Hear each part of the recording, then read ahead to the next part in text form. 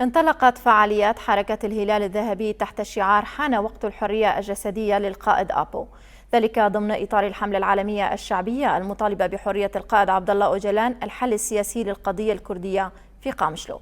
ونظمت الفعالية مدرسة الشهيدة نويلا التابعة لحركة الهلال الذهبي بعروض غنائية ومعرض للصور في مركز محمد شيخو للثقافة والفن في قامشلو، ذلك بحضور المئات من أطفال الشهداء وأطفال مدرسة الشهيدة نويلا وعضوات هيئة الثقافة في مقاطعة الجزيرة، حيث تضمنت الفعالية 8 أغاني و47 لوحة فنية من قبل المدرسة المنظمة. واختتمت الفعالية بترديد شعارات تحيي مقاومة القائد أبو.